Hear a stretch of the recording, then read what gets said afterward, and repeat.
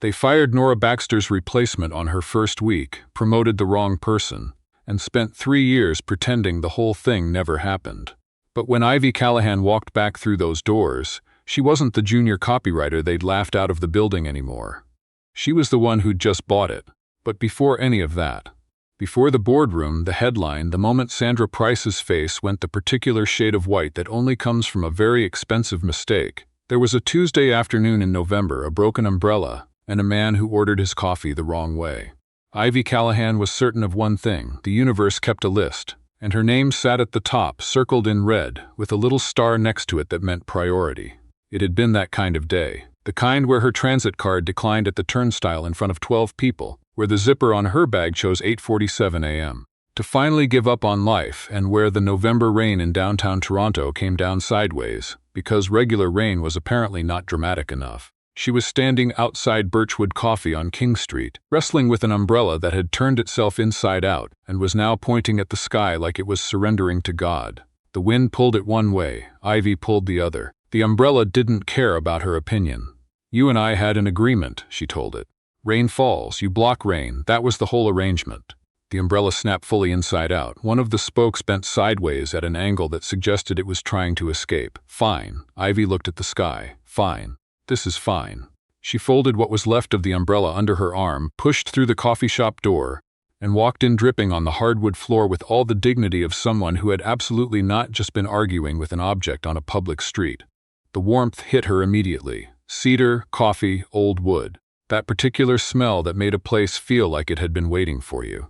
She pushed her wet hair back and looked for a seat. There was one open stool at the end of the bar. She made for it, sat down, dropped her bag, watched the zipper gap open wider, and decided not to acknowledge that.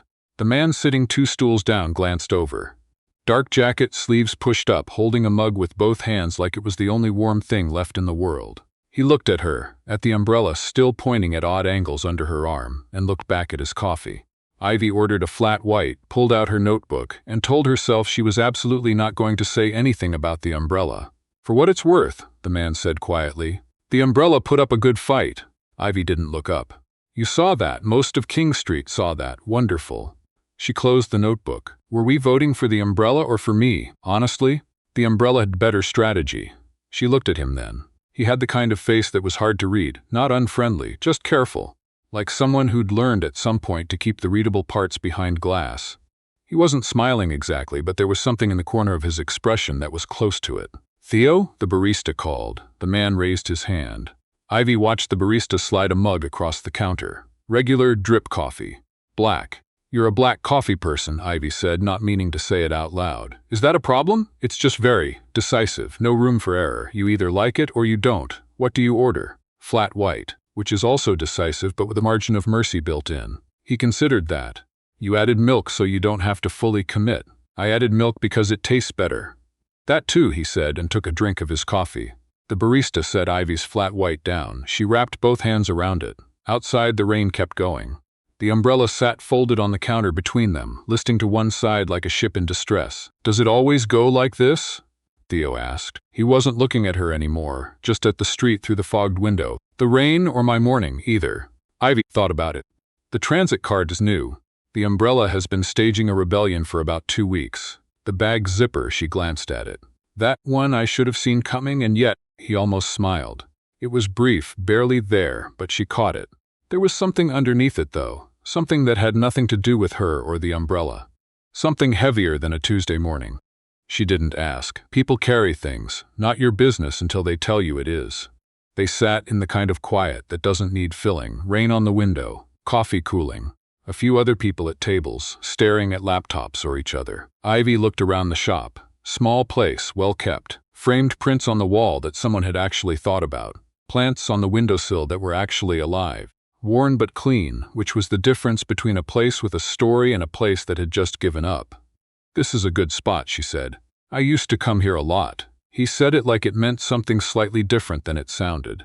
Like past tense was doing extra work in that sentence. She looked at him. He was looking at the wall, at a print she recognized. A simple line drawing of the Toronto skyline, but old before half those towers went up. "You're from here?" she asked. "A long time ago, but not anymore, not for a few years." He paused. "I came back for something." He didn't say what. Ivy didn't push. She pulled the notebook back out, uncapped her pen, and started making the list she'd been trying to make since 7 a.m. He watched this without commenting, which she appreciated. Some people immediately asked what you were writing, as though the act of writing in a notebook in public was an invitation to conversation. This man did not appear to operate that way. Ivy, the barista said, gesturing at a bag on the counter. She must have ordered a scone at some point without fully deciding to. The body just knew. She reached for it, miscalculated the distance slightly, and knocked her notebook off the counter. It hit the floor, fell open, and 2 pens rolled out from the pages and went under her stool. She looked at the floor. She looked at the notebook. She looked at the ceiling. "Still fine?" Theo asked. "Perfectly fine. Everything is under complete control." She slid off the stool, crouched down, collected the pens, retrieved the notebook. When she stood up, he had picked up her scone bag off the counter to hand it to her. "Thank you." She took it.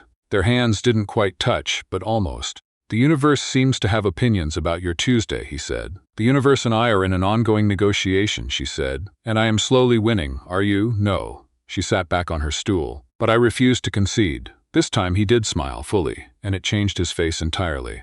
The careful thing dropped for just a moment, and there was someone underneath who looked lighter than the rest of the expression suggested he was.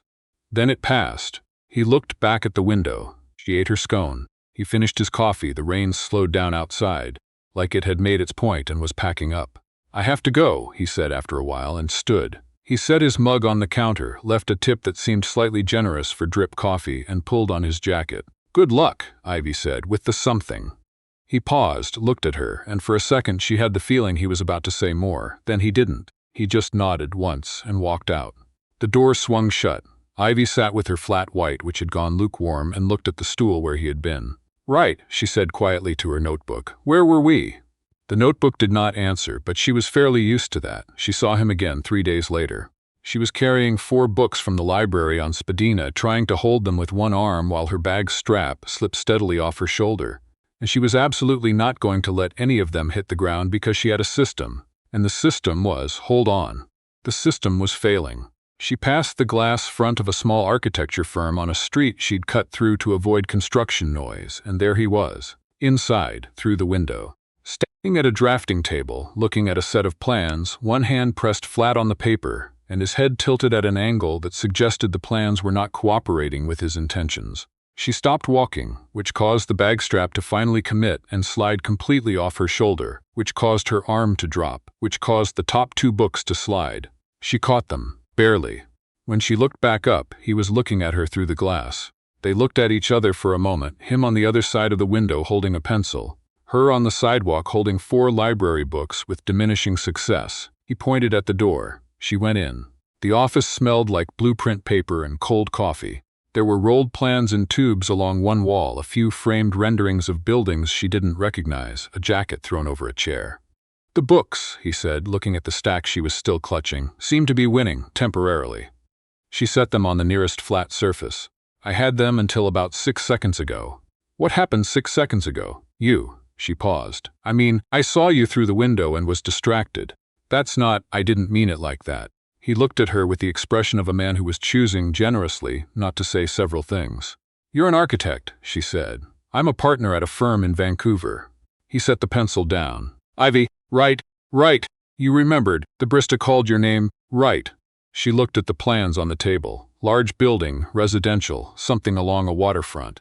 "Can I ask what the project is?" "A mixed-use development on the east waterfront. There's been some debate about it." He said it neutrally, but the word debate was doing the same heavy lifting that something had done at the coffee shop. Loading cargo under very plain language. She didn't ask, but she filed it away. "I'm a writer," she said, since they were apparently doing this. "Freelance now. I used to work at a communications agency here, in-house." She paused. "I don't work there anymore. What happened, long version or short version?" He crossed his arms and leaned back against the table. "Whichever one you want to tell." Ivy looked at him. Most people asked for the short version, which gave them permission to listen with half their attention and nod at appropriate moments. This man was actually asking. "They hired someone new above me," she said. "Someone with a connection to the firm's biggest client.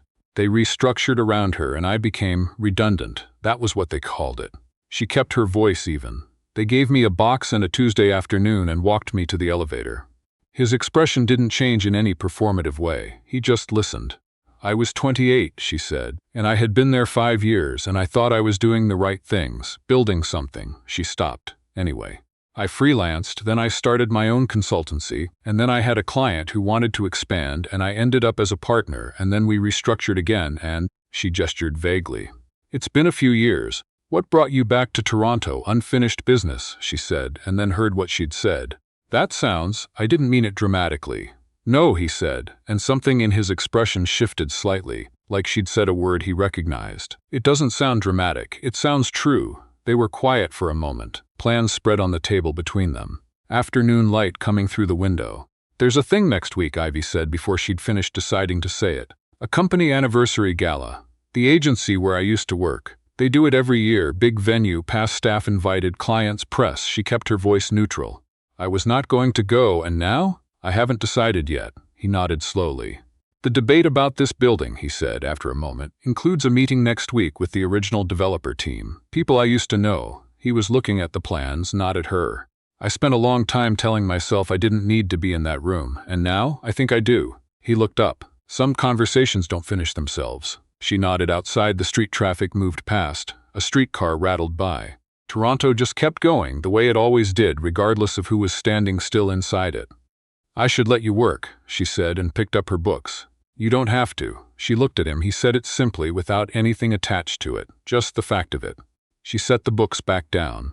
They ended up talking for another 40 minutes, about buildings and about writing, about the particular way a city changes on you when you leave and come back, about how some streets feel like they've been waiting patiently while others have moved on entirely and don't remember you at all. He was careful with his words, she noticed. Deliberate, like someone who'd learned that what you say tends to stay longer than you expect it to. But when he asked her something, he listened to the whole answer. When she finally left, she went out into the October afternoon. It had stopped raining for once and stood on the sidewalk for a moment. She didn't entirely know what was happening. But she had the particular feeling of something beginning, which was not the same feeling as something good or something safe, only the feeling of a door opening that you hadn't known was there. Her bag strap slid off her shoulder again. I know, she told it. I know. She did not see him for 5 days, and she did not look for him, which was different from not thinking about him. She was finishing a draft at her kitchen table on the 6th day when her phone buzzed. Unknown number. The message said, "Coffee?" Not from a transit disaster standpoint, just coffee. She looked at it for a long time. Then she typed, "You have my number because?" The reply came fast. "You left your business card in my office, on the plans." She looked at the ceiling. "I didn't," she said to the ceiling. The ceiling declined to confirm or deny. She looked back at her phone. "Tomorrow," she typed. "Same place." The reply was just, "Same place." She met him the next morning at Birchwood, which was already starting to feel like a place that had a specific gravity for the two of them. He was there when she arrived, same stool, same black coffee, jacket folded on the counter beside him. He looked up when she came in. Not with the polite attention of a person noticing movement, but with the particular attention of someone who had been expecting a specific thing and was confirming it was there. She sat. She ordered her flat white. She did not knock anything over, which felt like a minor victory worth internally acknowledging. They talked. She told him about the piece she was working on. He told her about a setback with the waterfront project, a council vote that had gone wrong, a redesign that had set them back months. He said it quietly, but she could hear what it cost him to say it. "How long have you been working on it?" she asked. 3 years. He turned his mug around. "It started as a contract, then it became, I don't know. The thing I was most trying to get right, what's the setback?" He was quiet for a moment, the lead developer on the original project. He's on the council now. He said it with the same controlled neutrality he used for the hard things. He's been blocking the revised plans. Not because of the design, because of me. Ivy set down her cup. "He knows you. We worked together a long time ago. Before I left." He looked at the window. "I was 26. Junior associate. He was the firm principal. He brought me into this project from the beginning, or what was supposed to be the beginning, and then he handed it to someone else. Someone whose family had a stake in the development." He paused. "I found out when I saw the revised credits on the plans. My name wasn't on them anymore. They removed your name from the work I had started." "Yes." Ivy felt something tighten in her chest, not sympathy, recognition. "I left after that," he said. "Went to Vancouver, started over, did good work, built things I'm proud of." He looked at her. And then the waterfront project came back up for development. Same land, same general vision, and the city issued an open call and my firm submitted and we won. And now the man who cut your name off the plans is the one voting on whether to approve them. Yes, that, Ivy said slowly, is what you came back for. He didn't answer, but he didn't look away. She held her coffee mug and thought about the agency gala she still hadn't decided about the woman who'd been brought in above her, about the box on a Tuesday afternoon and the elevator and the specific kind of silence that follows when a door closes that you didn't expect to close. I know something about that, she said finally. I thought you might. They sat with it, not fixing it, not solving it, just letting the other person know they'd been heard. Outside, a bus went past. Someone at the table behind them laughed at something on their phone. The city kept being itself. Are you going to the vote? Ivy asked. He nodded. I have to be there, I know. She paused. I'm going to the gala. He looked at her. You decided. I decided. She straightened slightly. Some things don't finish themselves. He almost smiled. Ivy said, I will probably drop something or have an altercation with a revolving door, and you are welcome to find that entertaining. It does help, he said. Genuinely. She didn't see him for another week and a half. She told herself she wasn't looking for him. This was approximately 40% true. She was at a lunch counter on Queen West going through her notes when a shadow fell across the table and she looked up and it was not him. It was Sandra Price. Sandra Price, who had been brought in above Ivy 7 years ago. Sandra Price, who had been handed the account Ivy had built from scratch, who had stood in the doorway of the meeting room when they walked Ivy to the elevator, who had said nothing. Sandra Price, who now ran the agency her husband had largely funded, and who had been on every industry panel for the past 3 years looking expensive and quotable. Sandra sat down across from her without asking. She had that particular confidence of someone who had never once thought permission was required for anything. Ivy Callahan, she said. I heard you were back, Sandra. Ivy kept her voice even. I live here. I heard you were attending the gala. I am. Sandra looked at her the way a person looks at something they're trying to assess without appearing to. I just want you to know, she said, that there are no hard feelings on our end. That situation, it was business. It was never personal. Okay, I hope you feel you can enjoy the evening, as a guest, without any tension. I don't feel any tension, Ivy said, which was partially true. What she felt was something much more focused than tension. Something that had been sitting very quietly in the back of her chest for 7 years and had recently started paying more attention. Sandra searched her face for something and apparently didn't find it. Well, she said, standing, we'll see you there. She left. Ivy watched her go, then looked back at her notes. That was interesting, she said to her notebook. The notebook maintained its position. That night, she got a message from a number she now recognized. Council meeting was today. She typed back, how did it go? A pause. Then, he came in with 3 new objections. Technical issues that weren't issues 3 weeks ago. They're stalling. Yes, another pause. I presented anyway. The design. The community consultation numbers. 7 years of work on a building that could actually be good for this part of the city. And the vote is in 2 weeks. I don't know. Ivy looked at her phone, then she typed, do you want to walk? I think better when I'm moving. The reply came back. 20 minutes. Harborfront, 20 minutes. They walked along the water for an hour. The lake was flat and gray in the dark, and the city lights reflected in it.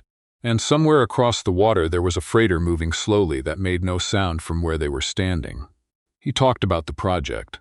Not the politics of it, but the building itself. The way the ground floor was designed to be open to the public, the courtyard that would get winter light, the units that were actually sized like people live, not like architects imagine people live. He talked about it the way you talk about something that matters, carefully and with real words. She listened, she asked questions. When he stopped, she didn't fill the silence immediately. I'm sorry, he said eventually. I've been talking about this for 30 minutes. I know, she said. I was listening. He looked at her. There was something different in his face right then. Not the careful thing, not the glass, just someone standing next to the water in the dark, not quite knowing what to do with being seen. Why does this building matter so much? She asked. He was quiet. Then, because the first time I saw this stretch of water I was 22 and I had just moved here from Halifax and I had this. I don't know, I thought I could make something here. Something that would still be here after I was gone. He looked out at the lake. And then I left. And I thought maybe I'd been wrong about that. Maybe it was just 22-year-old arrogance. And now? And now I'm 37, and I know the building is good. I know the design is right. I know what it could be. He paused. And I'm standing in a room full of people who have a stake in it never getting built, and I have to go back into that room in 2 weeks and I don't know if it'll matter." Ivy looked at the water. "It'll matter," she said, "whether or not they approve it. You went back into the room." He looked at her. "That's the thing," she said. "You could have stayed in Vancouver. You could have decided it wasn't worth it, or that the politics were too complicated, or that he'd already won. But you came back." She paused. "That matters, regardless of the vote." He was quiet for a long moment. "The gala's Thursday," she said. "I know, I might need someone who can stand still while I have an argument with a coat check." She kept her voice casual. He didn't say anything, but she felt him make a decision standing next to her. "Thursday," he said. The venue was a converted event space in the Distillery District. Warm lighting, exposed brick, the kind of place that had been carefully made to look like it wasn't trying. Ivy arrived in a dark green dress and a coat that did not have a malfunctioning zipper, which she considered a small triumph. He was already waiting outside in a suit jacket that fit him properly, which she decided not to comment on. "You came," she said. "You seemed like you might need a witness," he said. "For what? I don't know yet." They went in. The coat check worked fine, which was either the universe showing goodwill or saving something worse for later. The room was full. Agency clients, press, past employees and current ones, people who had built careers on top of each other for 30 years. Music low and tasteful. The kind of evening that felt important to the people who'd organized it and mildly awkward to everyone else. Ivy recognized faces. A few people recognized her. She made small talk and did not spill anything and smiled the right number of times. He stood beside her through most of it, not conspicuously, just present. When someone talked to her, he listened without interjecting. When someone directed a question at him, he answered simply and without performing. He was comfortable with silence in rooms, she noticed. That particular quality of people who know they don't need to fill space to exist in it. Then Sandra's assistant tapped a microphone. "Good evening, everyone. Sandra would like to say a few words." Sandra took the microphone. She was wearing something cream and expensive, and she looked exactly like a woman who had never once doubted she belonged in front of a room. "7 years ago," Sandra said, "I joined this agency at a turning point. We were small, we were struggling to hold on to our biggest clients, and I had to make some hard decisions fast. Not everyone understood those decisions at the time." She smiled. "But the results speak for themselves." Ivy was still. "Tonight we're celebrating 30 years of this agency," Sandra continued. "And I'm proud of where we've brought it." There was applause. Ivy did not applaud, but she also did not look angry. She had a very specific, very controlled expression that was the face she made when she was watching something carefully. After the speech, a woman Ivy didn't know came over and introduced herself. "Margot Bellamy," she said, "recent hire, marketing lead." Young, sharp-looking, a little nervous. "I've actually read your work," Margot said to Ivy.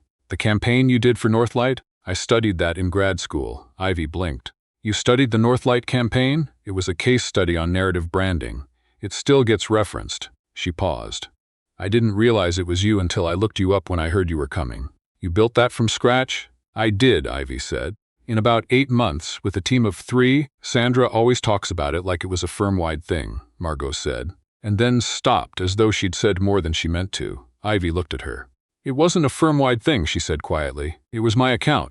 "I know," Margot said. And she looked at Ivy with an expression that suggested she knew rather more than that, and had for a while, and hadn't known what to do with it. He had been standing slightly to her left. He said nothing, but she felt his attention shift to her face. She took a breath. "Margot," she said, "I appreciate that. Genuinely." Margot nodded and then moved on, and they stood there in the warm room with the music and the glasses and the 30-year anniversary, and he said very quietly next to her ear, "That was your work, yes," and she presented it as collective. "For 7 years," Ivy said. "To every room she's ever been in." He was quiet. Then, "What do you want to do?" She looked across the room at Sandra, who was laughing at something a client said, who was entirely comfortable, who had never once in 7 years seemed to feel the weight of what she'd walked into that Tuesday afternoon and taken. "Nothing dramatic," Ivy said. I needed to be in the room, and I am." She looked up at him. "I'm here, and I know what I know, and I have the receipts and the timeline and the original briefs, and everything I built is still built." She paused. "That's enough for tonight." He studied her face. "Is it?" She thought about it honestly. "Almost," she said. "I'm working on it." She didn't mean to tell him the rest of it, but they went back to the waterfront after. The night air felt better than the event room, and they sat on one of the benches by the lake, and she did. She told him that 6 months ago, a media group had approached her consultancy about acquiring the agency, that she had been one of 3 advisors on the deal, that it was still in negotiations, but that it was real, and that if it closed, the new ownership structure would shift things significantly for Sandra. I didn't go to the gala for that, she said. I want to be clear. The deal will do what it does regardless. I know, he said. You went because you needed to walk into that room, yes, and because some things don't finish themselves. Yes, they sat with that for a moment. The lake was dark and still. The council meeting is Thursday week, he said. I know. She looked at the water. I'll come. He looked at her. You don't have to. I know, it might not go the right way. I know that too. She turned to face him. But you went to a corporate event with me and stood still while I had a very tense interaction with a former coworker and didn't once say anything that made it worse. She paused. I think I can sit in a council meeting. He was quiet for a moment. Then he said carefully, Why are you? Why does any of this matter to you? Me this. It was a real question asked without dramatics, which meant it deserved a real answer. Ivy thought about it honestly. Because you sat 2 stools down from me in a coffee shop and had the same kind of Tuesday I was having, she said. And you didn't try to fix my umbrella, you just acknowledged it, she paused. And because you carry something heavy and you don't perform that, you just carry it. She looked at him. That's not a small thing. Ivy, he said. You have something. He gestured near his own cheek. She froze. I have something on my face, just there. She touched her face. Nothing. She tried again. Is it gone? There's nothing there, he said. I was checking if you'd panic. She stared at him. That was deliberate. Yes, that was a test, small one. And what were you testing for, exactly? Whether you were as good-natured about being caught off guard as you are about everything else. And you passed, he said, and smiled, and it was the full version. The one that dropped the careful thing entirely and showed whoever was underneath it. She thought about throwing her coffee cup lid at him. She did not, but she thought about it. You're terrible, she said. I've been told. By who? Mostly myself. He looked at the water. And one building inspector in Vancouver who had opinions about load-bearing specifications. She laughed before she could stop herself. Not the polite kind, the real kind. When it faded, she was looking at the lake, and so was he, and the silence was the comfortable kind, the kind that didn't need doing anything to. I have an early meeting tomorrow, she said. So do I. Neither of them moved. The bench is uncomfortable, she said. Very. We should probably go. Yes, they sat there for another 10 minutes. Eventually, they walked back through the distillery, past the cobblestones and the old brick and the lights strung between buildings, and she thought about how strange cities are, how they hold all these years inside them, all these versions of who you were, and you just walk through them like the past is another neighborhood you can visit. At the corner of Parliament in front, they stopped. Thursday week, she said. Thursday week, he said. She started to turn. Then she stopped. Theo. She turned back. For what it's worth, the building sounds like a good building. What you described. The courtyard, the ground floor, the light. She paused. I think it deserves to exist. He stood there on the corner under the streetlight, and she watched the thing that lived just behind his face move briefly before he controlled it. Thank you, he said. It came out quiet and like he meant all the weight of it. She nodded. She went. The council chamber in Toronto City Hall was smaller than she'd expected, or maybe the weight of what was in it made it feel smaller. Rows of chairs, wood paneling, a long table at the front where the council members sat with water glasses and folders and expressions of professional detachment. He was already there when she arrived, in a seat near the front with a portfolio open on the table beside him. He looked up, and something in his expression shifted.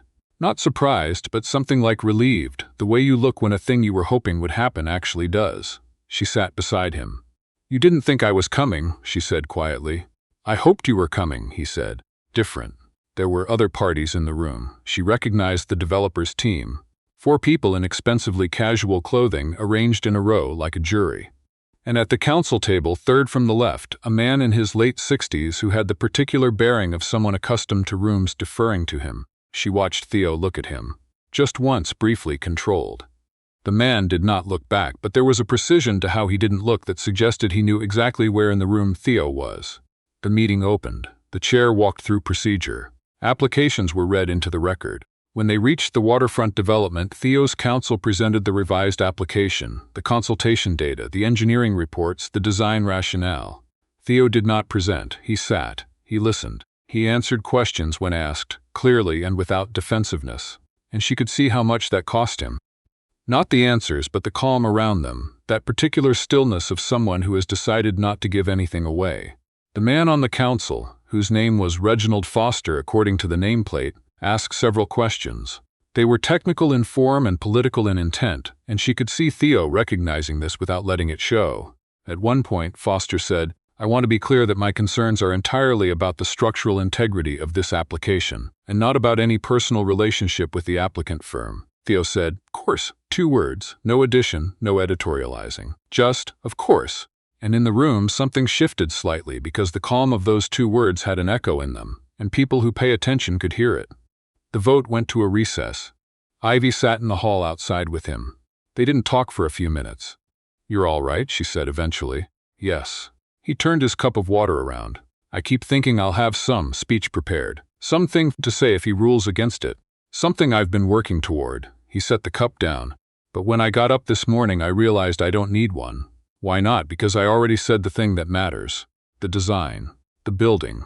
He looked at the wall. "That's what I had to say. I said it. Whether they approve it or not." Ivy thought about that. About standing in the agency event space and hearing Margot say the campaign was a case study now and feeling something settled that had been unsettled for years, not resolved exactly, but named. "I know that feeling," she said. He looked at her. "I know you do." When they went back in, the room rearranged itself. Foster had shifted position slightly. Ivy watched him carefully. He made a brief comment, procedural in tone, about the complexity of the application and the need for careful consideration, and then he said, "I'll abstain." The chair noted it. The vote proceeded without him. It passed, 6-1 with 1 abstention. Theo was very still for a moment. She watched his shoulders, the particular set of them when you're trying not to let too much show in front of a room full of people who have no claim on what you're actually feeling. Later in the lobby, one of his colleagues clapped him on the shoulder and said something she didn't catch. He nodded, smiled, handled it gracefully. Then he turned and found her, and the performance was done. She just looked at him. He just looked at her. "Well," she said. "Well," he said. "Congratulations," he exhaled. "Yes, the courtyard's going to get good winter light," she said. He laughed, a single sharp sound, then let it turn into something more real, and she smiled because it was good to see it. They left City Hall and walked out into the October afternoon. Real October now, the kind with color in it, red and gold on the trees in Nathan Phillips Square, and he didn't say much for a while, and she didn't require him to. At some point she said, "I got a call this morning, about the acquisition. The deal is closing." He stopped walking. "The agency? It closes in 3 weeks. There'll be a transition period, an audit, a full review of credits and contracts." She paused. "It'll be thorough." He looked at her. "I'm not going in there to burn anything down," she said. "I want to be clear about that. What gets found in an audit gets found." She met his eyes. "But it will be found." He was quiet then. "You knew this was happening when you went to the gala." "Yes, and you went anyway. You didn't need the gala." "No," she said.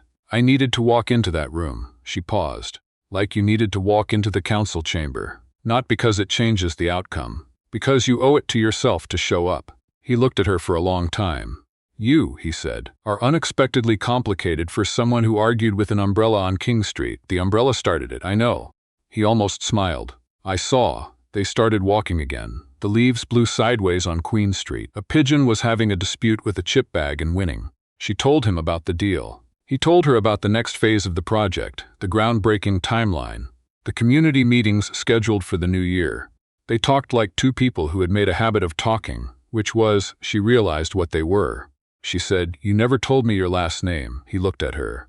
"You never asked." "I'm asking now." "Whitford," he said. "Theo Whitford, Ivy Callahan." She offered her hand. He shook it, formal, deliberate, and then not, his grip holding a second longer than a handshake requires.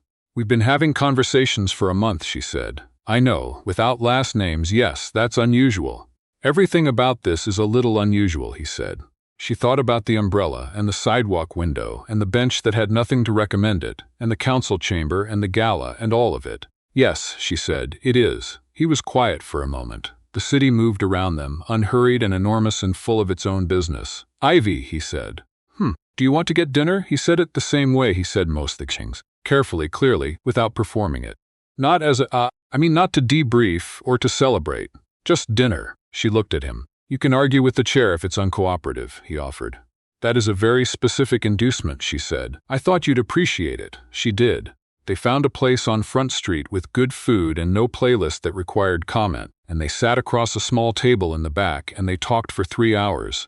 Not about the agency or the council or the project or the past, but about Halifax in the winter, which he said was either beautiful or catastrophic depending on the week, and about the notebook she always carried, which she said was mostly lists that led to other lists, and about the city and what it was to belong to a place that kept changing underneath you.